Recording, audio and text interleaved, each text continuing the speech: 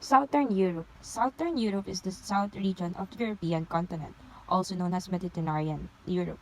This includes countries such as Italy, Portugal, Corsica, Greece, Croatia, Bosnia, and Herzegovina, Montenegro, Serbia, Albania, Slovenia, Spain, Turkey, Cyprus, Andorra, Vatican City, San Marino, Kosovo, and North Macedonia. My name is Marinal Joaldo Campo and I will be presenting the country of Greece. Greece is the southernmost European country with the longest coastline and with numerous islands in Aegean Sea, Mediterranean Sea, and the Ionian Sea. So what is the another name of Greece? An ancient Greek called Dergelas or Hellas, and their civilization Hellenic, driven from the word Latin dastras, used by the Romans to their inhabited land. So what is the tagline of Greece? The tagline of Greece are Greece all-time classic. So what is the capital of Greece? The capital of Greece was Athens. Here is the flag of Greece. So you can see, meron tayong blue and white lines. So i-discuss natin ano nga ba ang simbolo ng kanilang flag. Meron silang 9 blue lines and white 9 lines. Ang blue lines ay nagsisimbolo ng sea and sky at ang white lines naman ay nagsisimbolo o nagre-represent ito ng purity symbol of their struggle for their independence. Ano nga ba ang currency ng Greece? Ang currency ng Greece ay euro. Ano nga ba ang kanilang lengguwahe? Ang kanilang lengguwahe na ginagamit ay Greek. At meron din silang dalawang relihiyon. Isa na dito ang Lutheran at Greek Orthodox. At para naman sa transportation, meron tayong tatlong major carrier transportation. Nangunguna na dito ang Athens International Airport. Na-build siya ng March 28, 2001. Pumapangalawa naman ang Kalamata International Airport. Inopen siya sa public ng 1959. At ang sunod naman ay Mykonos International Airport. Na-open naman siya ng 1971. So now, let's proceed to the most common cuisines or delicacy in Greece. I list 3 must-try food in Greece. The first one was honey baklava, which are often based on olive oil and honey combination with encased flaky phyllo pastry. The honey baklava involves honey, phyllo, and ground nuts. And for the second is moussaka, a classic Greek casserole layered with a ground lamb meat, rich in meat sauce, eggplant, tomatoes, and fried cheese.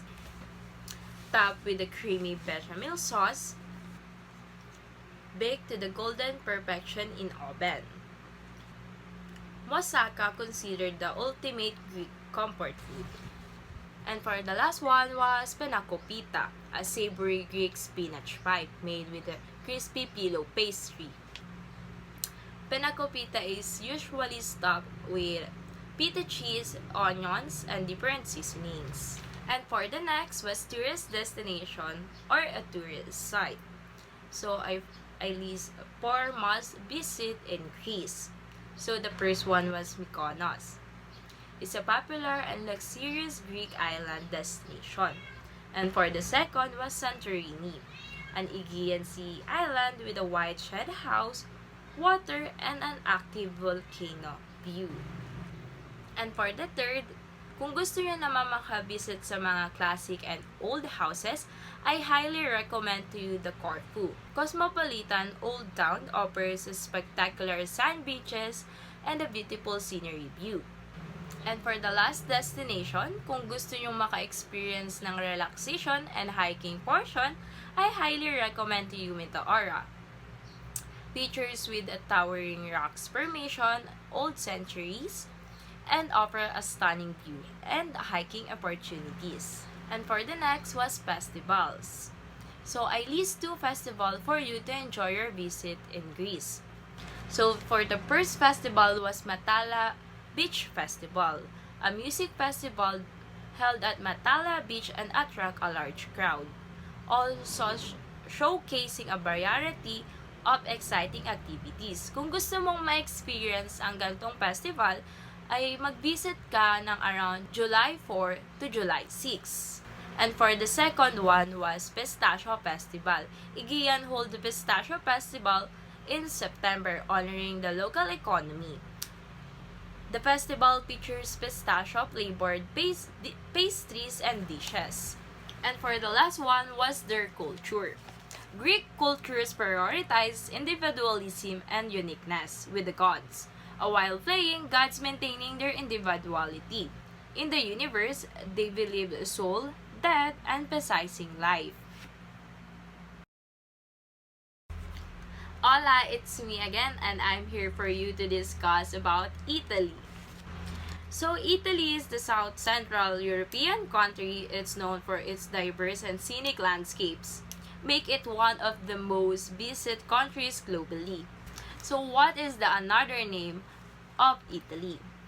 The another name of Italy was the Italian Republic. Italy comes from the Greek word Italos, a legendary king. And the tagline from Italy was Italy where beauty knows no bound. So what is the capital of Italy? It's Rome!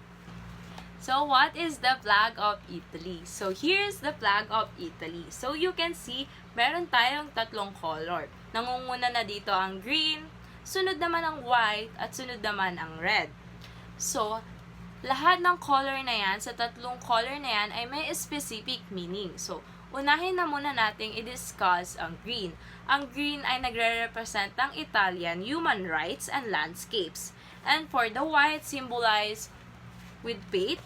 And from the red, represent for love, blood of the wars of Italian independence and unification. So, ano nga ba ang currency sa Italy? Of course, it's euro.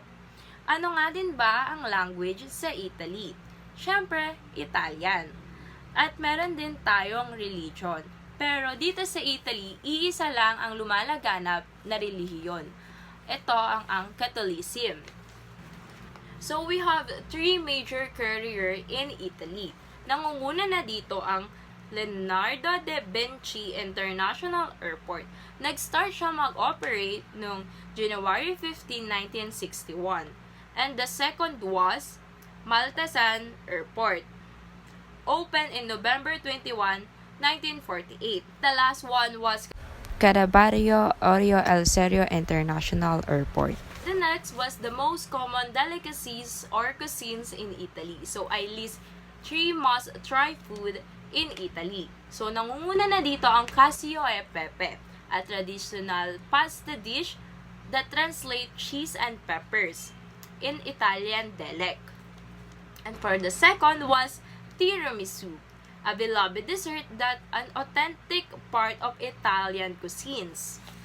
And for the last one is pizza, a considered Italian national dish. So, pagkatapos natin naman sa mga pagkain, pagkatapos mabusog ang ating mga tiyan, ay dapat naman nating busugan ang ating mga paningin. So, now let's proceed to the tourist destination or most visited tourist site in Italy. Nangunguna na dito ang Pompeii, a town buried when Mount Vesuvius was erupted. And for the second one was Venice Canal. It's an island town. Dito, hindi natin siya pwedeng gamitin ng mga cars, ng mga bikes, kasi ang main transportation dito was water taxi and gondolas. Yun yung main network nila ng transportation. And the third one was Vatican City. So, dito sa Vatican City, dito mga nakalagay yung mga prestigious artworks ng mga katulad nila ni Dario Da Vinci. At dito din, sila din yung nangongolekta ng mga artworks. And for the last destination, I highly recommend to you kung gusto nyo mag-hiking lang at mag-relax. The Lake Como.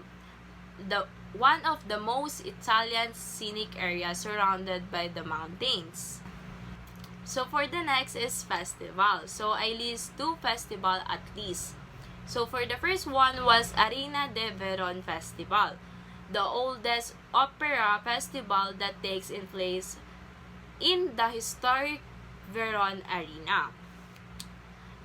Sineselebrate siya every mid-July and early September.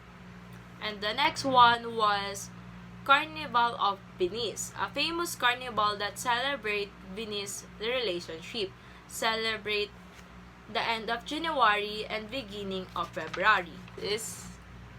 And for the next is their culture. Italian culture is rich with history, music, arts, and food, and also their family. It's influenced by the Roman Empire. And meron din silang mga tradition dito na na-research ko. Every New Year's Eve, nag-wear sila ng red underwears to good luck themselves. Hello, it's me again. I'm here for you to discuss about Portugal. A southern European country, it's known for its churches, beaches, and architecture and religious structures, with a large pilgrimage site being Miraculous Sanctuary of Our Lady of Fatima. So what is the another name of Portugal? It's Portucale. Portucale, old Roman name of the ancient town and port in the current Portugal. So, itinranslate ko na lang siya in English kasi hindi ko kaya siyang big kasi nagkakabuhol-buhol ang aking dila. So, ang English nito ay, "This is my blissful, beloved fatherland." So, ano nga ba ang capital ng Portugal? It's a Lisbon. So, ano nga ba ang flag ng Portugal? So, eto na nga. Meron tayong 2 colors and 1 symbol. Unahin na natin ang 2 colors. Green represent the hope of the Portuguese people, and the red symbolize the blood of those who died defending the nation. So, let's proceed naman tayo sa simbolo ng flag. An army spray, yellow. 5 small shield, white. 7 castle, kung hindi ako nagkakamali ay yellow-green siya. Ang blue smalls naman ay isa din siyang shield. So, ano nga ba ang currency ng Portugal? Of course, Euro. Ano nga ba ang kanilang language na ginagamit? It's Portuguese. Ano nga ba ang kanilang religion? Isang religion lang din ang meron sa kanila. Ito ay ang Catholicism. So, meron tayong major carrier sa Portugal. Nanguna na dito ang Lisbon Airport. Nag-open ito noong October 15, 1942. Sumunod naman dito ang Porto International Airport noong July 1965. Sumunod naman at ang pinakahuli ay ang Porto International Airport. Nag-open ito noong 1945. So now, let's proceed to the next. The most common cuisines or delicacy in Portugal. So, nagdista ako ng must-try food sa Portugal na nandito ang kataplana, rich in seafood stew, made with tomatoes, onions, and green peppers. Pumapangalawa naman dito ang bifana, made with the tiny sliced marinated pork with garlic and spices. And the last dish was ocordo, a broad filled dish with a garlic. Minsan, sinaserve siya ng may cilantrano meat bread and sometimes with a poached egg. For the next is the tourist destination or the tourist site. So, I list 4 tourist site you must visit when you go in Portugal. Nangunguna na dito ang Convento de Cristo, a mighty and the historical castle that shields the Convento de Cristo. And for the second was Universidad de Coimbra, the oldest seat learning found in 1219 by King Denis. And for the third was Torre de Clérigos, is one of the forces defining the culture and tradition of the Portugal. And for the last destination was Bom Jesus de Monte, the grandest religious sanctuary located in Baranga, Portugal. For the festival, here's the first festival that I list, Festa de San João, an attribute to an Asian pagan tradition that later on become a Christian festival. Starts at June 23, continue at the early hours of June 24. And for the last festival and the second festival was Holy Week.